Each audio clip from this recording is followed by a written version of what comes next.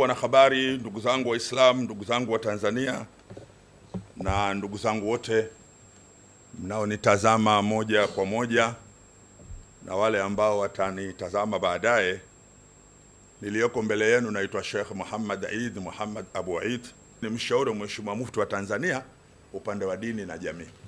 Nimeomba nikutane nanyi kwa lengo moja tu, lengo la kuambieni kwamba mtangazaji wa mwezi muandamo, kwa maana mwezi wa kufunga na kufungua, ni mmoja tu hapa Tanzania, kama ilivyo katika nchi nyingine duniani. Mtangazaji wa mwezi muandamo, kwa maana ya mwezi muandamo unaotufikisha kwenye kufunga, unaotufikisha kwenye kufungua, mtangazaji wake ni mmoja tu hapa Tanzania, kama ilivyo katika nchi nyingine duniani.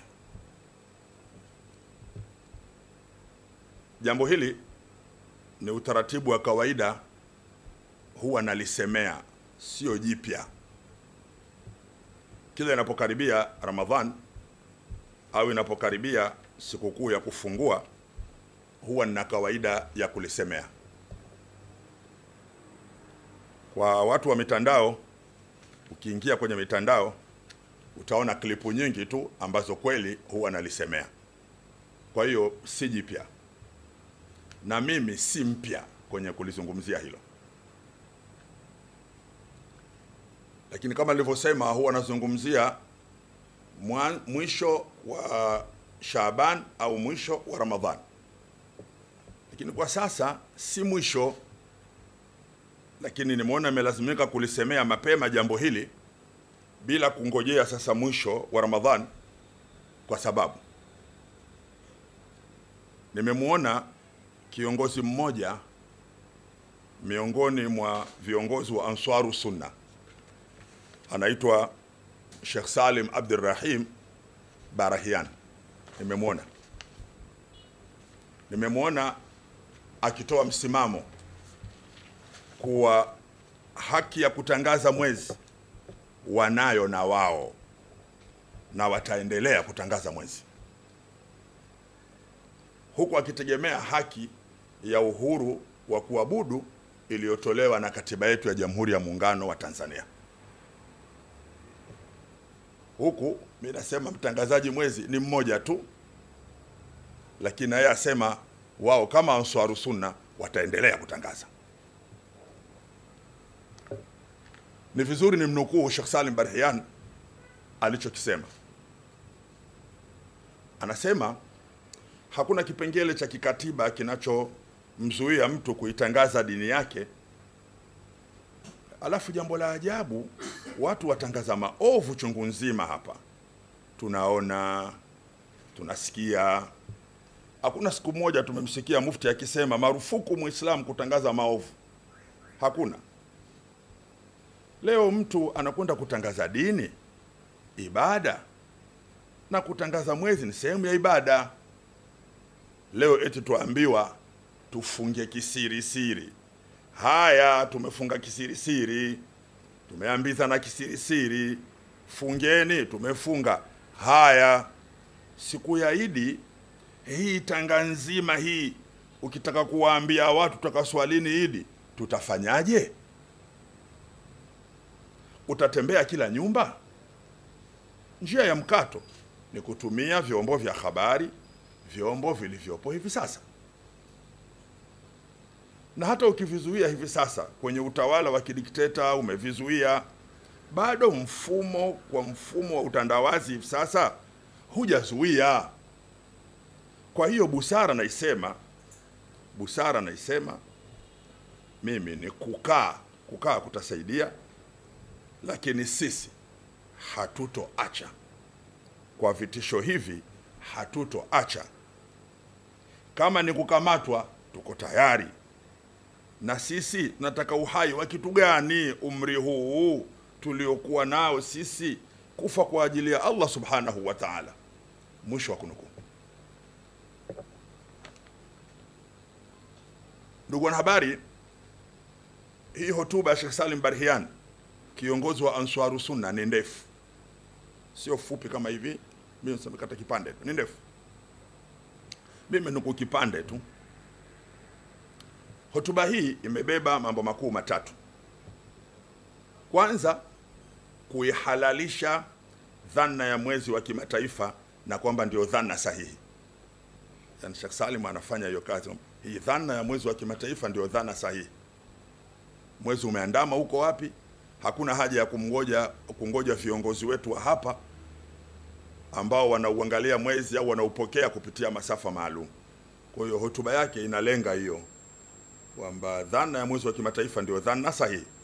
Lakini jambo la pili, uhalali wa wao kutangaza mwezi muandamo, na sio sahihi kuwazuia kwa kuwa kadhi mkuu hana meno kama ilivyo kwingine. Lakini jambo la tatu, uhalali wa kutangaza mwezi muandamo, kwani ni ibada na wao hawatoacha, wako tayari kufa kwa ajili ya Allah. Ukiangalia hotuba yake vizuri, unaikuta imebeba hayo mambo matatu. Sasa kuhusu hii dhana ya mwezi wa kimataifa, kwamba mwezi wa kimataifa ndio dhana sahihi. Kuhusu dhana hii kwamba eti mwezi utakapoonekana popote, mwezi muandamo, basi hukumu yake ienee dunia nzima, ninasema, na mwenyewe pia ameninukuu baadhi ya maeneo, ninasema kwamba huo mwezi wa kimataifa huo haupo. Huo mwezi wa kimataifa hauwezekani. Huo mwezi wa kimataifa hautekelezeki. Na yeye Sheikh Salim Barhian amekiri kwamba mwezi wa kimataifa haukutekelezwa zama za Mtume sallallahu alaihi wasallam, na haukutekelezwa zama za maswahaba, Mwenyezi Mungu awaridhie. Ukiingia kwenye video yake utamuona akielezea kwamba hilo jambo halikutekelezeka zama za Mtume wala za maswahaba, ile moja kutekelezeka baadaye. Yeye mwenyewe amekiri hivyo. Ndugu na habari, mwezi wa kimataifa kutotekelezeka, kunadi hivyo, sio taendelea kunadi kwamba huu mwezi hautekelezeki. Kwa hiyo inabidi tuendelee kuiambia jamii insha Allah kwamba mwezi wa kimataifa hautekelezeki kwa sababu ya hoja 7. Hoja ya kwanza, wanawachuoni wakubwa ambao yeye Sheikh Salim Barhian na taasisi yake ya Answaru Sunna wanawaamini na wanawakubali, wanawachuoni hao walitoa maazimio ya kutowezekana muandamo mmoja wa mwezi dunia nzima. Huo ndio mwezi wa kimataifa. Wametoa maazimio hao mashekhi. Tena katika maazimio hayo, wanawachuoni hao wakatia saini zao kwenye hayo maazimio. Ninukuu kipande kidogo. Wanasema wale wanawazuoni, yale wanaoyadai wale wanaosema kwamba ni wajibu muandamo uwe mmoja katika siku ya kufunga na siku ya kufungua, yanapingana na dalili za kisheria na za kiakili. Kuna wakati mwezi unaonekana Maka na Madina, ila haukuonekana kwingine, na huko kwingine ni mchana. Vipi waamrishwe kufunga na kufungua? Hayo maazimio, wenzetu wana kawaida ya kukaa alafu wanatengeneza maazimio ya kadhia nyingi tu. Sasa yale maazimio yameandikwa humu. Kwa hiyo siku zote ukijibu hoja ambayo wenzako wamekaa mkutano wakatoa maazimio, na wewe nawe watakiwa ukae mkutano na timu yako mtoe maazimio. Alafu yale maazimio ya pili yanakuwa ni majibu ya yale maazimio msioyakubali. Nilishauri hivyo, na kupitia kwenu pia na shauri tena. Sheikh Salim Barhian ambaye unasema utaendelea kutangaza mwezi, huku unaambiwa hakuna mwezi wa kimataifa. Mashekhe wamekaa wametoa maazimio, wakusanye mashekhe wa Answaru Sunna peke yao wasome yale maazimio yaliyomo humu, kisha wayajibu, alafu jamii ya kielimu itapima kati ya maazimio yanayoruhusu na maazimio yaliyokataza. Hiyo ndiyo busara. Maazimio haya kama nilivyowaambia kwamba wametia saini zao, na watu wa teknolojia nyie huwa mnaona mbali kwa sababu ni watu wataalamu zaidi. Maazimio yameandikwa vizuri kwenye ukurasa wa 87, ukurasa wa 87, na wala sitaki kuyasoma yote ili kuubana muda tuendelee, lakini maazimio yameandikwa hapo na saini za wale mashekhe zipo hapo. Wale mashekhe wametoa saini. Kwa hiyo si watu waliojificha, na ni watu waliokaa mji mtukufu wa Maka na hawakukaa leo. Na bahati nzuri Maanswaru Sunna wetu wengi, asilimia zaidi ya 90 wamesoma Saudia. Kwa hiyo wakai mkutano wapinge mashekhe wao, watoe maazimio, afu tutawaambia mashekhe wao, jamani nyinyi hamkuelewa, wameelewa hawa. Maazimio haya ni hoja kubwa sana ya kwamba hakuna mwezi wa kimataifa, kwa sababu wamesema haikubaliani na akili, haikubaliani na sheria. Hiyo ni hoja ya kwanza. Hoja ya pili, dunia kwa muundo wake haina siku moja. Dunia kwa muundo wake haina siku moja. Dunia ina siku mbili. Kwa wakati mwezi ukiandama, kwa mfano hapa kwa Tanzania ni magharibi, ukiandama tu, maana yake Ramadhani ya kimataifa imeshaingia. Hivyo wale ambao kwao ni asubuhi tayari wamekusha kunywa chai, watalazimika kujizuia na kuilipa isaumu. Hiyo ndio sheria, kwa sababu si wagonjwa, si wasafiri, hawana ada, si watoto, si wazee. Sasa yabidi yule mwenye msimamo wa kimataifa pale ambapo mwezi umeonekana ni magharibi, Ramadhani ishaingia duniani kote, lakini yeye uko asubuhi kanywa chai, yabidi asiendelee kula, yabidi ajizuie na aheshimu ile Ramadhani kwa sababu imeshaingia duniani, kwa dhana hiyo ya mwezi wa kimataifa. Lakini 29 Ramadhani nayo ikifika itakuwa ni Eid ya kimataifa imeingia. Italazimu yule ambaye kaamka na swaumu siku ile, huyo mwenye mtazamo mwezi wa kimataifa, yabidi afungue, kwa sababu kufunga siku ya Eid kwa sheria za dini ni haramu, na tayari Eid imeshaingia duniani.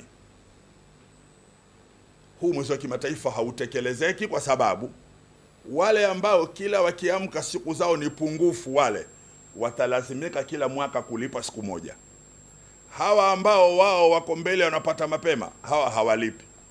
Itakuwa huku ni uzito, na dini yetu haitaki uzito.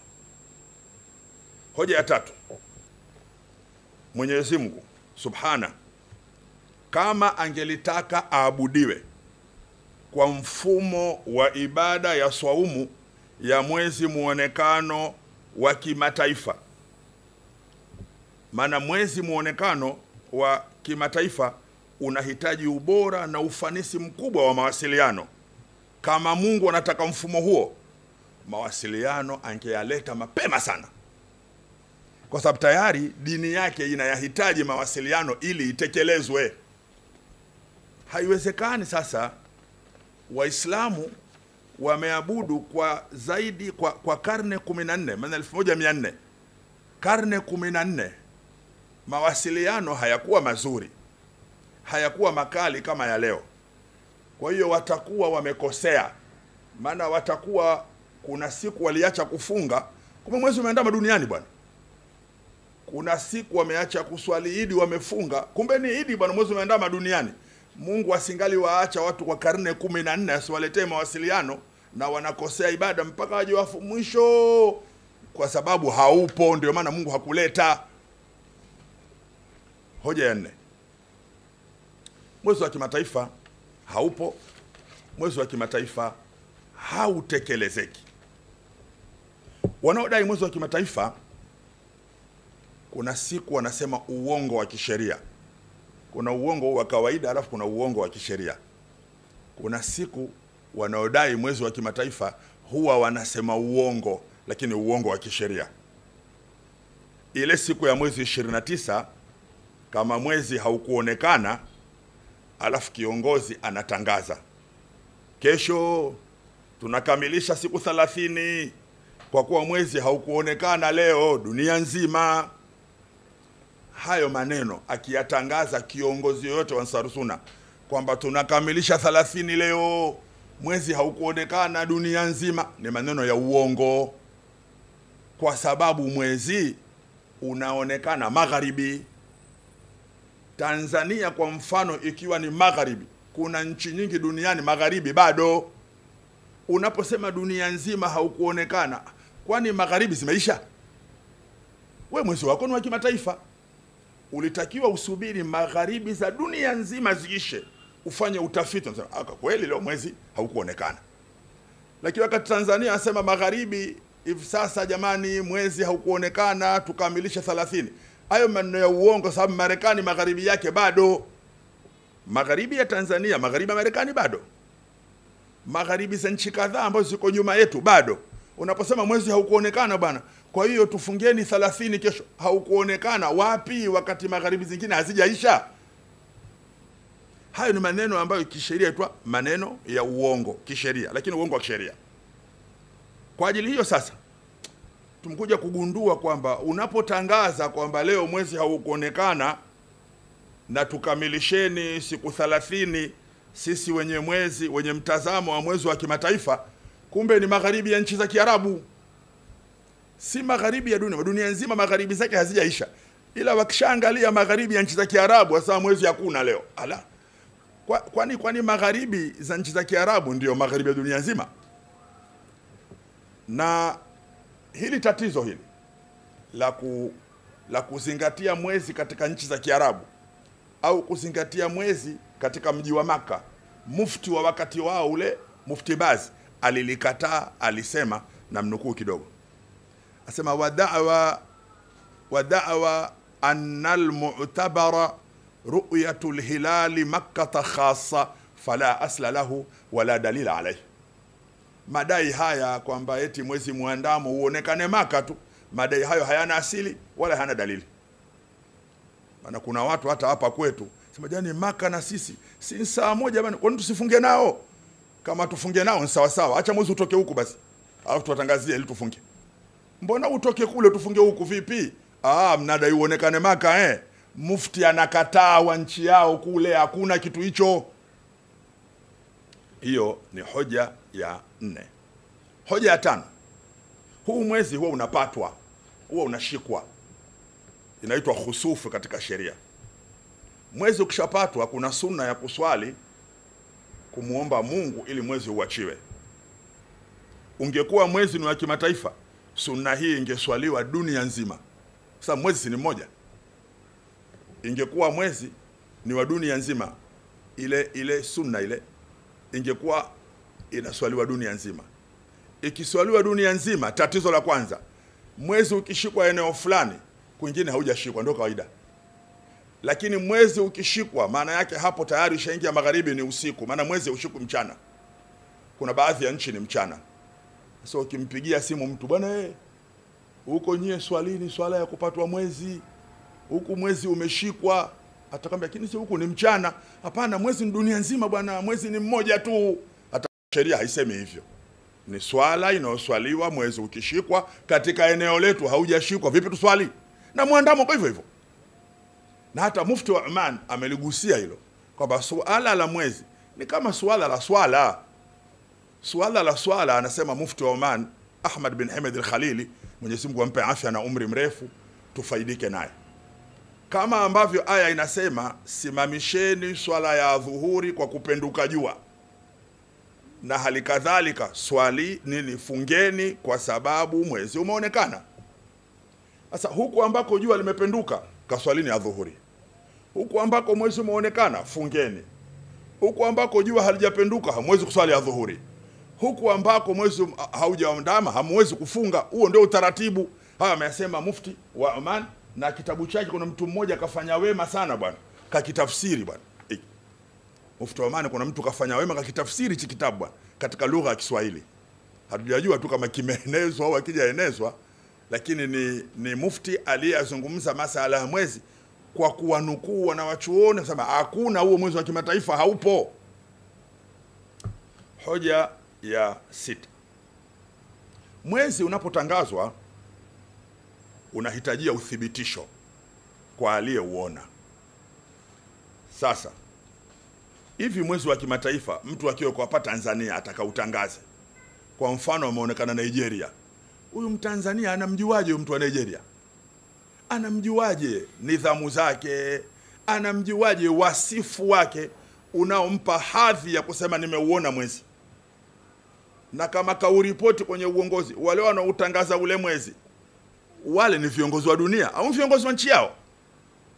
Sasa unawezaje wewe kwa watu ambao huwajui majina, huwajui sura, huwajui wanapokaa, huwajui tabia, eti ukachukua jambo la kisheria na unawatangazia watu? Hoja ya 7.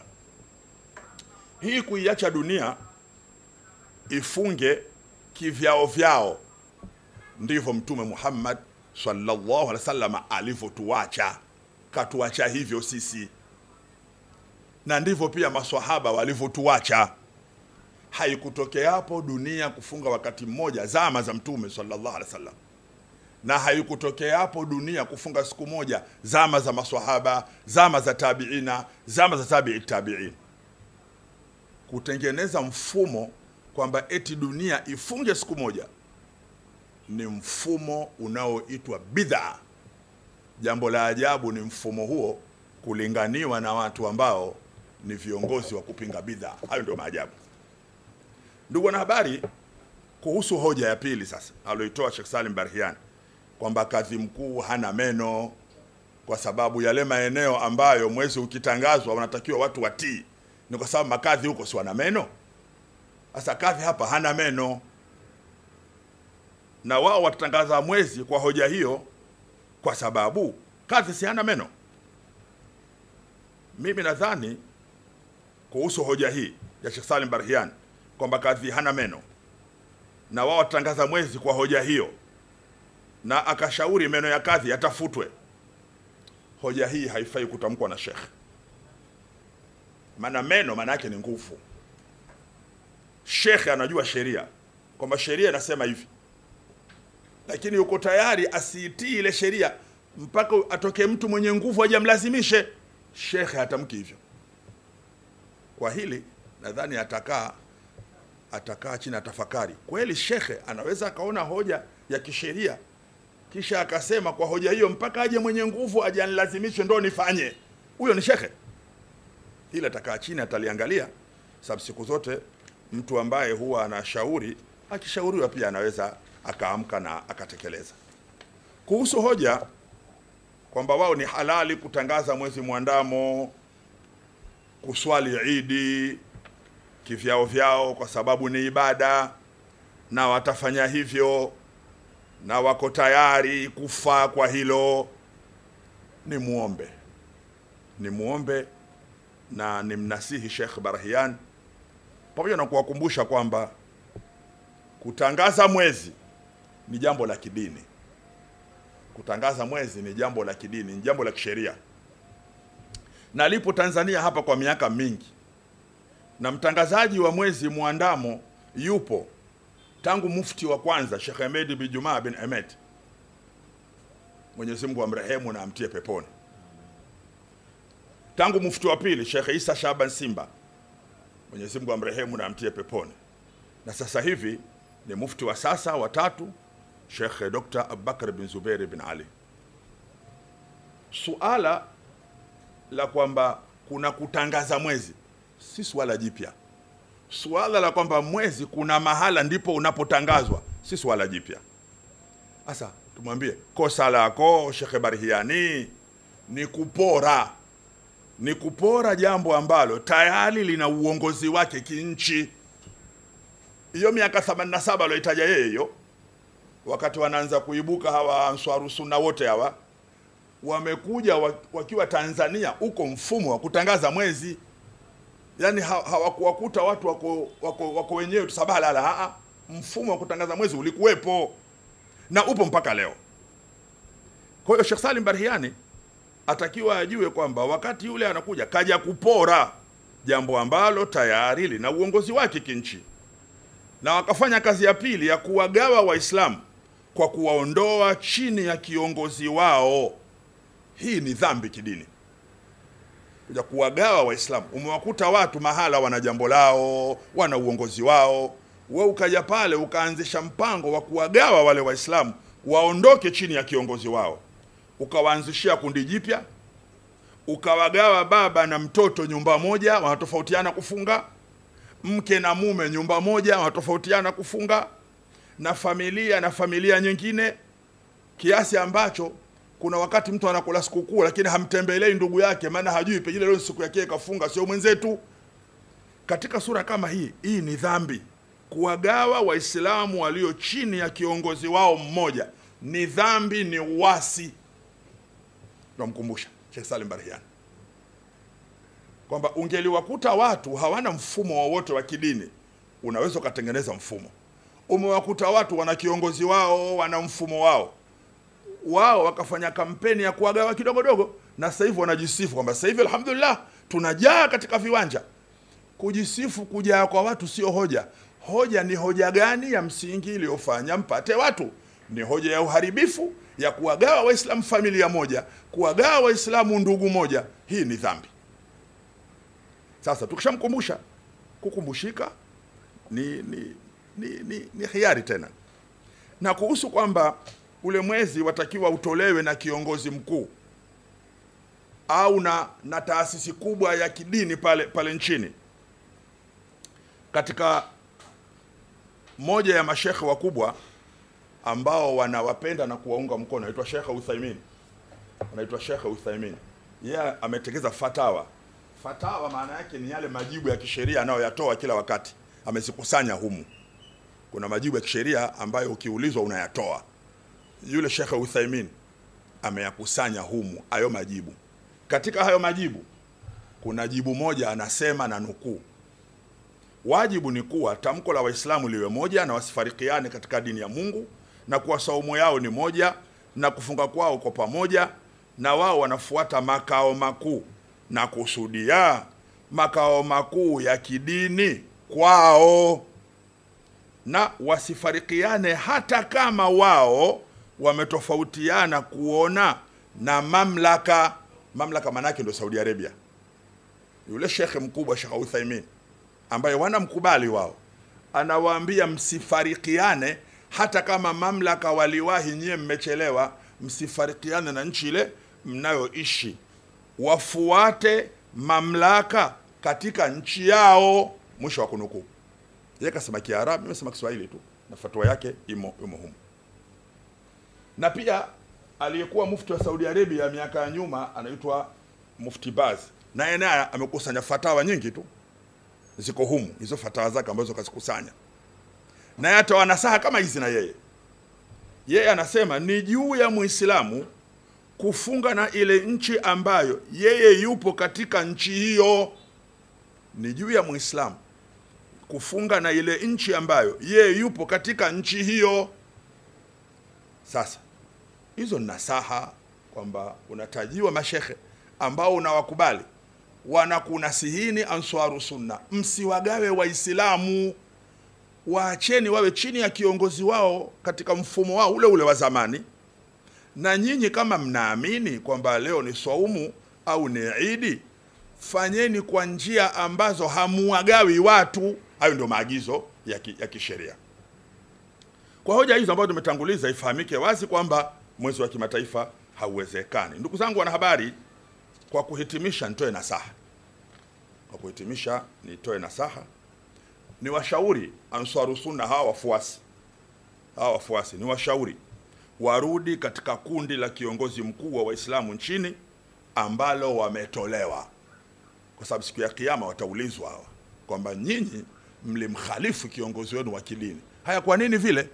Sasa kama unaona Barahiani kasema itakutosha, haya, lakini warudi katika kundi lao ambalo wametolewa bila hoja za kielimu, bila hoja za kisheria. Na washauri warudi. Ni ushauri tu au ni maombi. Pili, ni mshauri Sheikh Salim Barahian atubu, amuombe Mungu msamaha, amwambie Mungu nisamehe kwa dhambi ya kuwagawa Waislamu. Nimewagawa Waislamu nyumba moja, baba anasema leo mufti hajatangaza, mtoto asema baba leo mimi nitafunga bwana. Mtoto anamkosea nidhamu baba yake mzazi. Halikuwepo hilo, ila baada ya Barahian na wenzako kuwagawa Waislamu. Hiyo ni dhambi, tubu. Wameagawa mke na mume, na mshauri atubu, aone alichokikosea. Na ndio maana mashaka zake wamemtaka kwamba hakuna habari hiyo ya mtu wewe kuanzisha kundi lako katika nchi unafuata ile nchi vile ilivyo, ndio maagizo. Kwa na mshauri atubu kwa dhambi hiyo ya kuwagawa Waislamu na alirudishe kundi kwenye umoja aliouvunja. Hata kama atashindwa, lakini akishasema ni khiari yao hawakutii, lakini aseme nimekosea. Ushahidi ni mashekhe zangu ninao wakubali nilosoma kwao. Lakini namba 3 ni mshauri. Ni mshauri Mheshimiwa Mufti, ushauri wa wazi. Maana mimi ni mshauri, na kitaalamu mshauri huwa anashauri kwa faragha ili kuangalia pia wakati gani ule mshauriwa amepata nafasi. Lakini kwa leo ni mshauri ushauri wa wazi, na nilishauri baraza lake la ulama kwamba BAKWATA ni chombo mwamvuli kwa Waislamu wa Tanzania na taasisi zao, na kwamba Sheikh Barahian kwa niaba ya Ansarus Sunna ametangaza kutotambua nguvu za mamlaka ya BAKWATA, na amekaidi na atasema na yeye atatangaza na wao watatangaza. Kwa pana msuguano wa nguvu mbili. Sasa ni mshauri Mheshimiwa Mufti na kulishauri baraza la ulama, umefika wakati sasa BAKWATA ikae, ijadili na iuondoe ule mwamvuli wake kwa Ansarus Sunna. Ule ulezi wake uondoke. Wakishauondoa ulezi huo, Ansarus Sunna ijitegemee yenyewe. Mawasiliano baina ya Ansarus Sunna na serikali yawe ni ya moja kwa moja. BAKWATA iuondoe ule mwamvuli wake. Ikishauondoa ule mwamvuli wake, mawasiliano kati ya serikali na Ansarus Sunna yawe ni ya moja kwa moja. Baada ya kusema hayo, narudia tena kusema kadhia ya kuthibitisha miezi miandamo ziachwe kwa mamufti na makadhi. Hakuna habari ya kila mmoja kutangaza, hamna. Kwenye hii fatawa ambayo nimewaonyesha hii, kwenye ukurasa wa 88, ukurasa wa 88 kwenye hii fatawa wamemalizia mwisho kabisa. Iqrar, maazimio wanaita, maazimio. Wanasema hivi, wamekubaliana mkutano wa kifiqhi wa Kiislamu Maka, hakuna haja ya kuwaita watu na kuwalingania watu kwenye kwamba eti mwezi muandamo uwe mmoja wa kufunga na wa sikukuu katika ulimwengu wa Kiislamu. Hakuna haja, kwa sababu kwanza kuwalingania watu hilo halileti umoja kama wanavodai hao, kwamba eti mwezi muandamo wa kufunga ukiwa mmoja na wa sikukuu ukiwa mmoja ndio eti umoja utapatikana. Hakuna hilo, wanasema. Wa natruka qadhiyata ithbati alhilal, na tuziwache kadhia za kuthibitisha miezi miandamo, tuziwache kwenye maofisi ya mamufti na makadhi, tuziwache huko. Sasa Barahian si kadhi wa Tanzania, Barahian si mufti wa Tanzania. Anatakiwa masala ya kutangaza mwezi na kuuthibitisha, anaambiwa na mkutano wa mashekhe, hiyo kadhia waiache kwa makadhi na waiache kwa mamufti, ndio agizo. Kwa ajili hiyo sasa, kwa hapa Tanzania mwenye mamlaka ya kutangaza mwezi muandamo ni mufti au ni kadhi mkuu. Mwingine yoyote asiokuwa hawa wawili hana haki ya kufanya hivyo. Kwa ndugu na habari, niliwaita ili nizungumze na Watanzania kwamba jambo litaendelea kama lilivyokuwa zamani, na madai kwamba wao eti wana haki ya kutangaza mwezi sio sahihi kisheria. Sitaki kusemea kinchi, sitaki. Na acha huko kwamba je, kitendo hiki kinaiumbisha serikali kwenye kutafuta tarehe, kwa sababu mapumziko ya sikukuu kwa Tanzania ni mapumziko ya kisheria. Je, inapotokea hawa hivi leo hawa kesho, hichi kitendo kinaiumbisha serikali, hakiumbishi? Hiyo ni kazi ya nyingine.